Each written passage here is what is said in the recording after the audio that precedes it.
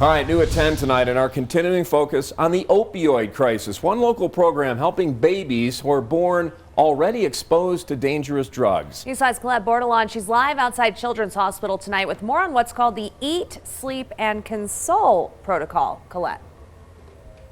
That's right, the name really says it all. It's a program where Children's looks at how normal babies behave, how often they eat, sleep, and how long it takes them to calm down. They then apply that information to newborns exposed to opioids instead of relying on drugs like morphine or methadone.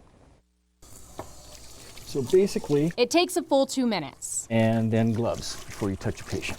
For Bruce ERICKSON to wash his hands before volunteering at Children's Hospital. This is the great uncle job because I'm not allowed to change diapers. Like, dang. ERICKSON and dozens of others help calm down babies at the hospital when parents aren't around. You're just giving them a heartbeat, giving them some heat, giving them whatever it takes to help them stay asleep. Some of those babies are in what's called the Eat, Sleep, and Console program, designed for those born exposed to opioids, both legal and illegal. When they start crying, you have to look at the clock because you have 10 minutes to try to get that baby to calm down and go to sleep. Once those 10 minutes are up, a nurse comes in to help if the baby hasn't fallen asleep. 70 babies a year at least in Colorado Springs. Dr. Sue Townsend says they started seeing the opioid crisis impacting infants in the early 2000s, and they had relied on drugs like morphine or methadone to help with their withdrawal symptoms in the past, but have seen better results with the new system. Even the more severe symptoms can respond beautifully to the Eat,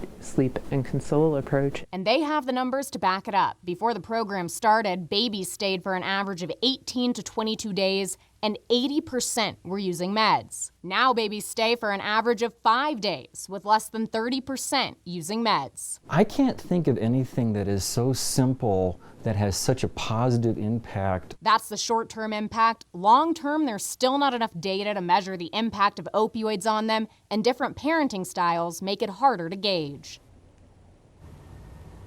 What happens next for these families and the babies ultimately depends on their specific situation. Some parents might need to seek treatment, while others could have been taking the opioids legally. At the end of the day, the goal is to keep the family together.